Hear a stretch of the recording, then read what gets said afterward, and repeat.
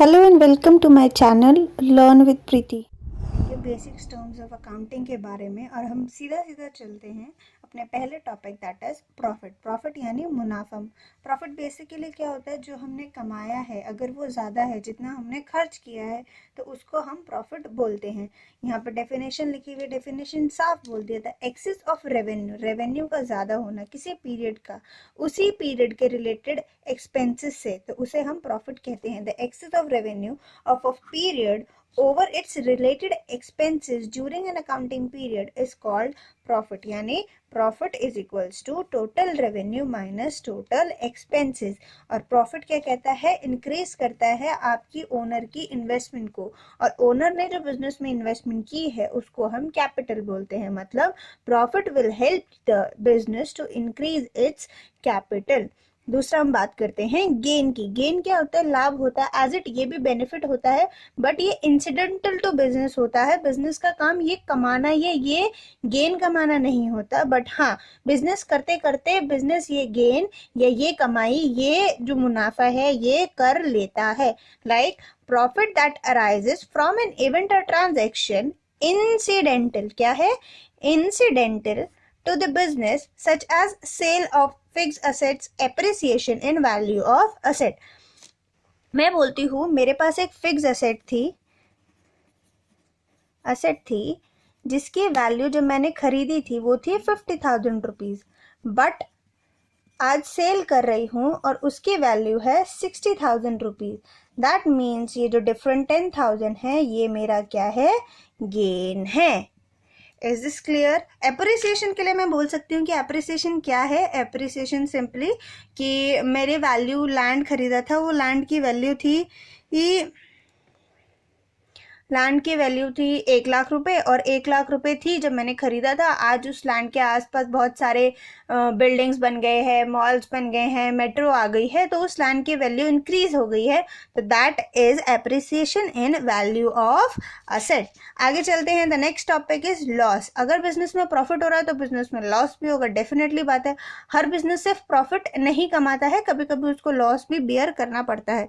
तो definition of business is the excess of expenses of a fixed period over its related revenue is termed as loss। जैसे हमने profit के लिए पढ़ा कि रेवेन्यू ज्यादा है उसी पीरियड के एक्सपेंसेस से, तो उसे हम प्रॉफिट बोलते हैं। और यहाँ पे हम कहते हैं अगर आपके एक्सपेंसेस ज्यादा हैं उसी पीरियड के रेवेन्यू से, तो उसे हम लॉस बोलेंगे। It also refer to money और मनी इज वर्थ लॉस्ट और cost incurred without receiving any benefit in return.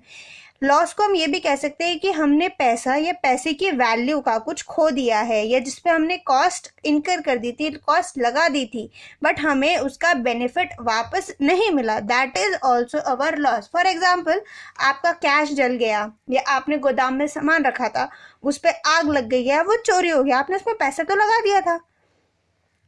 दिया था, बट अब क्या है, अब क्या आप उसको बेच सकते हो? नहीं बेच सकते, चोरी हो गया या जल गया, तो वो क्या हो गया, आपका लॉस हो गया। तो उसको भी हम इस लॉस के अंदर कवर करेंगे। या फिर आपने एक असेट बेची, जैसे अभी मैं पीछे असेट बेच रही थी 50 लाख की 60,000, 50,000 की 60,000 में। अब मैं वो बोलती हूँ नहीं है, मेरी जो असेट थी वो 50,000 की थी लेकिन वो बिक 40,000 में रही थी, तो 10,000 का अब मुझे क्या होगा, लॉस होगा। आगे चलते हैं, अब बात करते हैं गुड्स की। गुड्स क्या होते हैं? It refers to the product which the business unit is dealing, that is in terms of which it is buying and selling और प्रोड्यूसिंग एंड सेलिंग।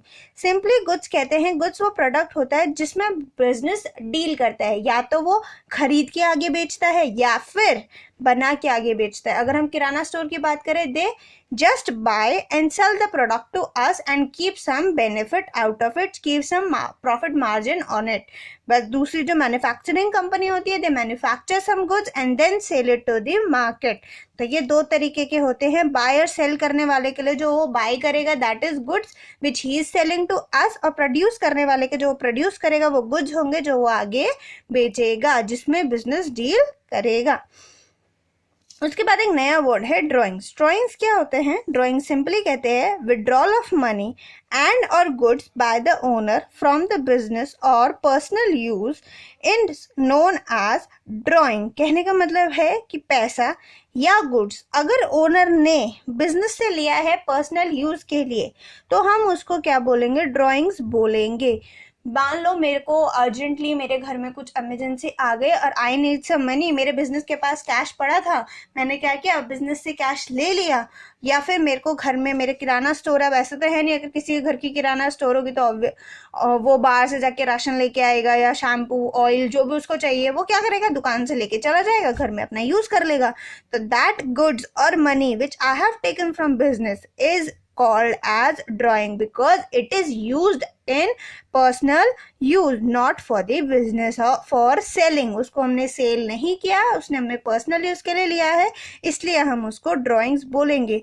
और जैसे प्रॉफिट हमारे ओनर्स की इन्वेस्टमेंट को बढ़ा रहे थे, ये रिड्यूस करेंगे हमारे ओनर्स की इन्वेस्टमेंट को। Next is purchase. हमें पता है खरीदने को परचेज बोलते हैं, लेकिन आगे थोड़ा पढ़ लेते हैं। नॉर्मल मुझे पता है, सबको मालूम है परचेज क्या होता है। परचेज क्या होता है, total amount of goods procured by a business on credit and or on cash for use or sale। Purchases में बी कैश और क्रेडिट परचेज। कहता है परचेज जो है टोटल अमाउंट जो बिजनेस ने लिया है, किसके लिए, या तो कैश पे लिया है या क्रेडिट पे लिया है, या तो यूज करने के लिए लिया है या बेचने के लिए लिया। अब आप बोलोगे यूज करने के लिए, यार अभी तो बताया ना कि मैन्युफैक्चरिंग कंपनी भी तो है, पीछे बोला था ना कि या तो गुड्स क्या होते हैं जिसको हम बाय या सेल करते हैं या प्रोड्यूस करते हैं।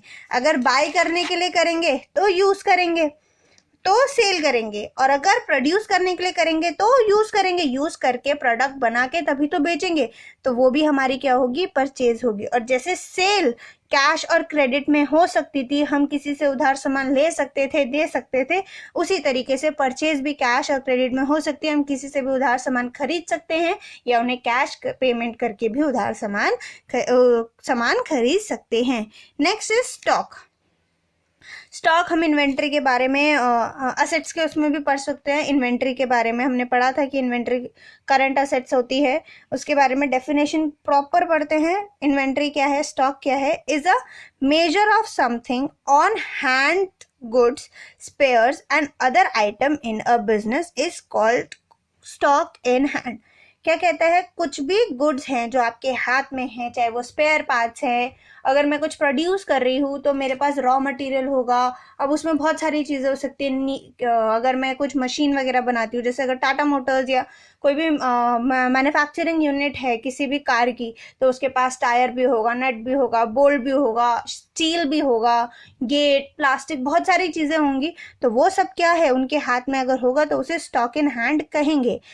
फिर कहता है अगर stock end of accounting period है, मतलब साल जब हमारा खत्म हो रहा है, मान लो अगर 1 जनवरी 2019 में साल शुरू हुआ तो 31 दिसंबर 2019 को ही खत्म होगा, तो 31 दिसंबर यानी 31/12/19 को जो मेरे पास स्टॉक बचा होगा, that is called as closing stock. End में जो मेरे हाथ में स्टॉक बचा तो है नहीं ना, साल खत्म होते होते गोदाम में सामान नहीं रहेगा, तो that is called closing stock. वही अगर बिगनिंग ऑफ अकाउंटिंग पीरियड, मतलब अगले साल जब मैं जाऊंगी, यानी 1/1/2020 को अगर मैं बोलूँ, तो जो सामान मेरे पास ओपनिंग में रहेगा that is called our opening stock. किसी भी साल का क्लोजिंग स्टॉक अगले साल का ओपनिंग स्टॉक डेफिनेटली बनेगा, क्योंकि अगर रात में तुम्हारे पर्स में 100 रुपए थे तो अगले दिन उसके 200 रुपए तो नहीं होंगे ना, 100 ही होंगे ना। तो रात में आपके हाथ में कितने थे, दैट इज क्लोजिंग अमाउंट। आपके हाथ में कितने थे, 100 रुपए थे। सुबह उठे तो आप बोलोगे मेरे पर्स में आज भी 100 रुपए, मुझे 100 रुपए और चाहिए, तो दैट इज ओपनिंग स्टॉक जो आपके पास अमाउंट है।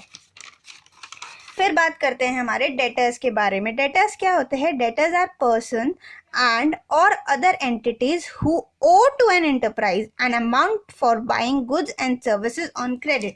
मतलब डेटर्स वो बंदे या वो एंटिटीज होती हैं, एक से ज़्यादा भी हो सकती हैं, जो बिजनेस को ओ करती है, जिन्हें बिजनेस को देना होगा अमाउंट, किस चीज़ के लिए, जो उन्होंने गुड्स या सर्विसेज क्रेडिट पे लिए हैं। इसलिए हम डेटर्स को देनदार भी कहते हैं। क्यों, क्योंकि इन्होंने कंपनी को पैसा देना है। दूसरी तरफ एक और वर्ड है, लास्ट वर्ड है इस टॉपिक का, दैट इज क्रेडिटर।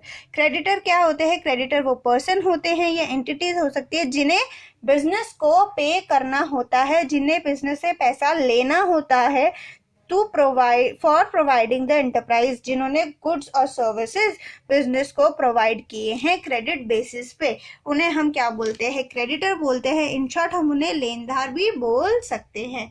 अब हम देख रहे हैं कि हमारा जो फर्स्ट चैप्टर था इंफॉर्मेशन ऑफ अकाउंटिंग वो ख़त्म हो गया है।